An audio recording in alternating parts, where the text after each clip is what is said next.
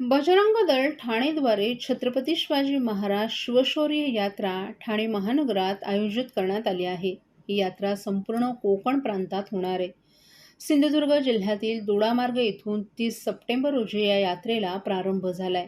तर शनिवारी 7 ऑक्टोबर रोजी या यात्रेचं ठाण्यात आगमन होऊन सायंकाळी 7 वाजता टिपटॉप प्लाझा येथे सभा होऊन या यात्रेचा समारोप होणार आहे. या सभेत महंत महावीरदास, मुंबई क्षेत्राचे संघटन मंत्री श्रीरंगराजे, शिवप्रतिष्ठान हिंदुस्थानचे ठाणे कार्यवाहक अनंत करमुसे हे वक्ते असणार आहेत.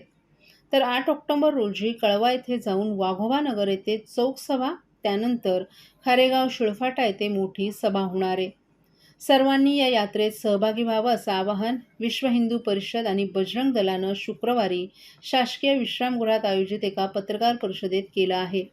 या पत्रकार परिषदेला शिवशौर्य यात्रेचे स्वागताध्यक्ष रमेश आंबरे, विश्व हिंदू परिषदेचे मंत्री गोपाळ साबळे, सचिन मस्के, बजरंग दल संयोजक रवींद्र पाटील आणि विजय पांडे आदीही उपस्थित होते. वाढतं शहरीकरण आणि त्यासाठी आवश्यक पायाभूत सुविधांची उभारणी महाराष्ट्रात वेगानं सुरू आहे. मुंबईसोबतच ठाणेवासियांना देखील वेगवान आणि सुलभ प्रवासासाठी मेट्रो प्रकल्पाची कामं सुरू आहेत. ठाण्याचा वाढता विस्तार लक्षात घेऊन ठाणे रिंग मेट्रो प्रकल्प काळाची गरज असल्याचा मुद्दा मुख्यमंत्री एकनाथ शिंदे यांनी केंद्रीय शहरे विकास मंत्र्यांसमोर मांडलाय. नवी दिल्ली येथील केंद्रीय गृह मंत्रालयानं आयोजित केलेल्या बैठकीसाठी आलेल्या मुख्यमंत्र्यांनी महाराष्ट्राच्या पायाभूत सुविधा प्रकल्पांसाठी केंद्रीय शहरे विकास मंत्री हरदीप सिंग पुरी यांची भेट घेतली. सामान्य नागरिकांना सार्वजनिक दळणवळणाची सुविधा आरामदायी आणि गतिमान आवश्यक आहे. या तळमळीतून मुख्यमंत्री एकनाथ शिंदे यांनी दिल्ली भेटीत ठाणेकरांसाठी रिंग मेट्रो प्रकल्प किती गरजेचा असल्याचं सांगितलं. या भेटीत महाराष्ट्राच्या नागरी भागातील विविध मूलभूत आणि पायाभूत सुविधा प्रकल्पांबाबत चर्चा करण्यात आली. ठाणे रिंग मेट्रो प्रकल्पाचा पाठपुरावा करतानाच मेट्रो कोचची संख्या वाढवावी अशी मागणी देखील मुख्यमंत्र्यांनी यावेळी केली. या भेटीत मुख्यमंत्र्यांची केंद्रीय मंत्र्यांसमवेत ठाणे मेट्रोविषयी सविस्तर चर्चा झाली. ठाणे शहरात सध्या 2 मेट्रो प्रकल्पांचं काम सुरू आहे. शहराचा विस्तार होत असून तसंच शहर जिल्ह्यांची लोकसंख्या वाढत आहे. ठाण्यातील एकाच रेल्वे स्थानकावरून 7 ते 8 लाख प्रवाशांची वर्दळ आहे.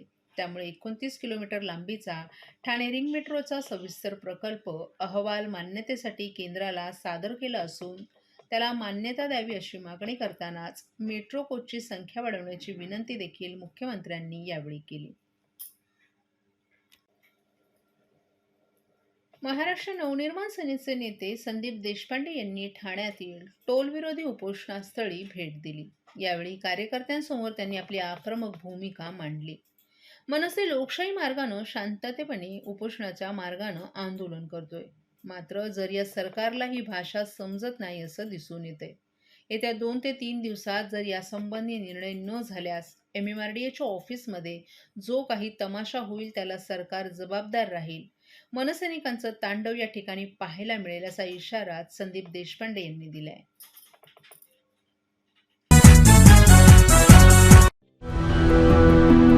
मैं घर घर जाके काम करती हूँ। मेरे हस्बैंड ऐसी बेलदारी मजदूरी करते हैं। पहले मैं टीके लगवाती थी, फिर ऐसा हुआ कि हम लोग काम करते थे, हमारा काम डाउन होने लगा। फिर हम गांव चले गए, फिर गांव से आए तो हम दोनों काम में बिजी हो गए।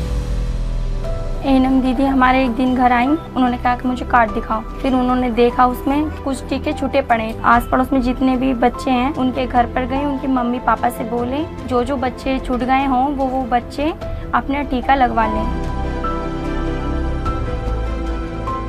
अब हम लोग सारी लेडीज मिलकर बच्चों का टीका लगवा के आए। हम तो भूल गए थे कि हमारी बच्ची का टीका नहीं लगा, लेकिन सरकार नहीं भूली, हमारे दरवाजे पर आए और टीका लगाए। मिशन इंद्रधनुष।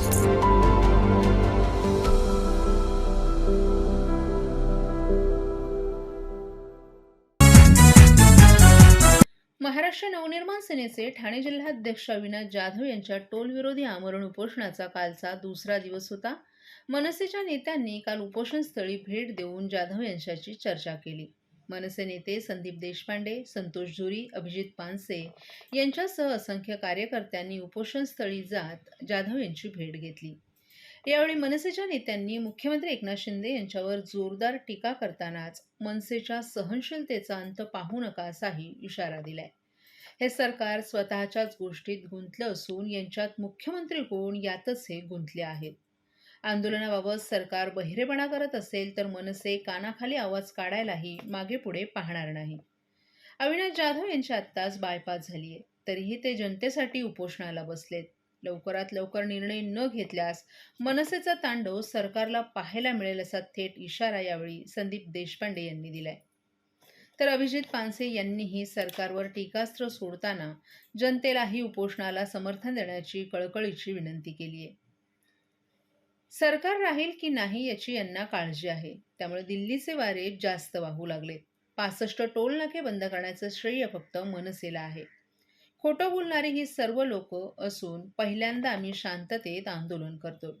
अविनाश जाधव यांच्या आंदोलनासाठी येथे येऊन आपला सहभाग नोंदवावा ही ठाणेकरांना विनंती करत असल्याचं यावेळी अभिजित पानसे यांनी आवाहन केलं. सर, कुपोषणाच्या मार्गाने आंदोलन होतंय, मनसेची स्टाईल नसली तरी देखील सरकार जमिनीवर येईल का? सरकारला वाकावं लागेल का, झुकावं लागेल का? तुम्हाला कल्पना आहे सरकार राहील का नाही राहील याची काळजी आहे. त्यामुळे ठाण्याच्या वाऱ्यांपेक्षा दिल्लीच्या वाऱ्या जास्त वाढलेल्या आहेत. हरकत नाही आमची, दिल्लीतनं हा निर्णय आणला तरी आम्ही त्याचं स्वागतच करू. गेले अनेक वर्ष ही आश्वासनं दिलेली गेलेली आहेत की आम्ही टोल रद्द करू. कुठलंही सरकार असो, पहाटेचं असो, रात्रीचं असो, आत्ताचं असो, पूर्वीचं असो, प्रत्येक जणांनी हे आश्वासन दिलं की टोल आम्ही बंद करणार टोल. आणि या महाराष्ट्रातले 65च्या वर जे टोल नाके बंद झाले त्याचं केवळ श्रेय महाराष्ट्र नवनिर्माण सेनेला आहे. आज इथे ठाणे लोकसभा एकमेव जगातली लोकसभा आहे, भारतातली एकमेव लोकसभा आहे की ज्याच्या एक्झिट पॉईंटला 5 टोल आहेत मुंबईला आत शिरताना. आणि वेळोवेळी ते पिवळी पट्टी मारून त्याची वाहनं सोडा सांगितलं.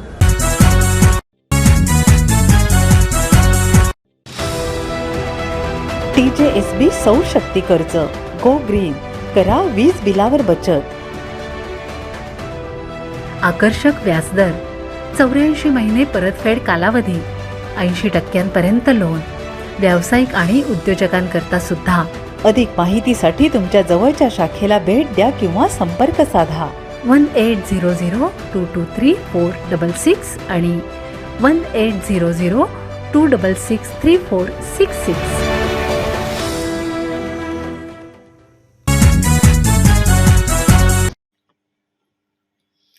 ऊर्जा, पर्यावरण आणि जलपरिषदेच्या माध्यमातून ठाणे जिल्ह्याचा आपत्ती व्यवस्थापन सुधारित आराखडा तयार करणं, पर्यावरण संवर्धनासाठी आवश्यक उपाययोजना करणं ही एक अत्यंत चांगली सुरुवात आहे.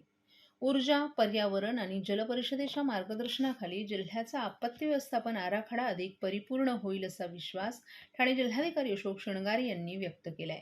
तसंच या संस्थेचे प्राथमिक सहाय्य, ज्ञान, कौशल्य उपलब्ध करून दिल्याबद्दल त्यांनी मुख्यमंत्री एकनाथ शिंदे, उपमुख्यमंत्री देवेंद्र फडणवीस, अजित पवार तसंच ठाणे जिल्ह्याचे पालक सचिव सुजाता सैनिक यांचेही विशेष आभार मानले. ठाणे जिल्ह्यातील पर्यावरण संवर्धन तसंच आपत्ती व्यवस्थापन आराखडा परिपूर्ण करण्यासाठी ऊर्जा, पर्यावरण आणि जलपरिषदेच्या माध्यमातून काय उपाययोजना करता येतील याबाबत जिल्हाधिकारी अशोक शृंगारे यांच्या अध्यक्षतेखाली जिल्हाधिकारी कार्यालयातील समिती सभागृहात ऊर्जा, पर्यावरण आणि जलपरिषदेच्या वरिष्ठ अधिकाऱ्यांची बैठक संपन्न झाली. यावेळी ते बोलत होते. दरड-प्रवण क्षेत्रामध्ये जे लोक राहतात त्यांच्या सुरक्षिततेच्या अनुषंगानं त्यांना सुखरूपपणे बाहेर काढणं, त्या दरडीच्या संदर्भात काही शास्त्रीय आधारावर तेथील समस्यांचं निराकरण करण्याच्या अनुषंगानं ही चर्चा झाली.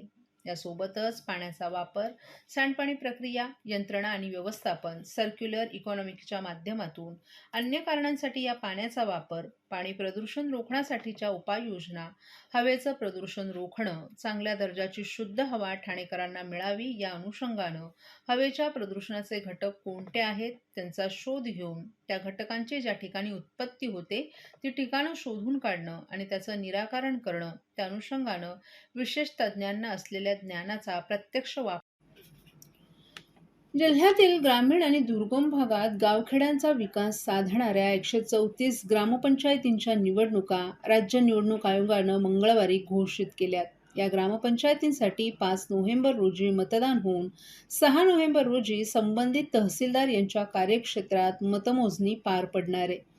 यास अनुसरून ठाणे जिल्हाधिकारी अशोक शृंगारे यांनी जिल्ह्यातील सर्व तहसीलदारांना आदेश जारी केलेत. त्यानुसार 6 ऑक्टोबर रोजी या निवडणुकीची अधिसूचना जारी करण्यात येत आहे. जिल्ह्यातील ठाणे, कल्याण, भिवंडी, अंबरनाथ, शहापूर आणि मुरबाड तालुक्यातील ग्रामपंचायतींच्या या निवडणुका आहेत. यामध्ये मुदत संपलेल्या 61 ग्रामपंचायती असून 73 ग्रामपंचायतींच्या पोटनिवडणुका हाती घेण्यात आल्या आहेत. या 134 ग्रामपंचायतींसाठी या निवडणुकीची अधिसूचना आज जिल्हाभरातील संबंधित तहसीलदारांकडून काढण्यात येते. या ग्रामपंचायतींसाठी इच्छुक उमेदवारांना 16 ते 20 ऑक्टोबर रोजी नामनिर्देशन पत्र दाखल करता येणार आहे. तर या उमेदवारी अर्जाची छाननी 23 ऑक्टोबर रोजी होणार आहे. यानंतर 25 ऑक्टोबर रोजी इच्छुकांनी नामनिर्देशन पत्र मागे घेता येणार आहे. निवडणुका घोषित झालेल्या ग्रामपंचायतींमध्ये जानेवारी ते डिसेंबरमध्ये मुदत संपणाऱ्या 61 ग्रामपंचायतींचा समावेश आहे. तर 166 सदस्यांसह 7 सरपंच पदासाठी यावेळी पोटनिवडणूक होणार आहे. नव्यानं स्थापित आणि 2022मध्ये चुकीची प्रभागरचना झाल्यामुळे निवडणुका न होऊ शकलेल्या ग्रामपंचायतींच्या सदस्यपदासह थेट सरपंच पदाच्या सार्वत्रिक निवडणुकांसाठी संगणक प्रणालीद्वारे तसंच ग्रामपंचायतीतील रिक्त जागांच्या पोटनिवडणुकांसाठी पारंपरिक पद्धतीनं राबवण्याचा हा प्रत्यक्ष निवडणूक कार्यक्रम जाहीर करण्यात आलाय. या ग्रामपंचायतींपैकी सार्वत्रिक निवडणुकांमध्ये भिवंडीच्या 16 ग्रामपंचायती, शहापूरच्या 16, मुरबाडच्या 29 ग्रामपंचायतींचा समावेश आहे. तर पोटनिवडणुकांमध्ये ठाणे 5, कल्याण 6, भिवंडी 5, शहापूर 41, मुरबाड 13 आणि अंबरनाथला 3 ग्रामपंचायतींच्या पोटनिवडणुका हाती घेतल्या आहेत.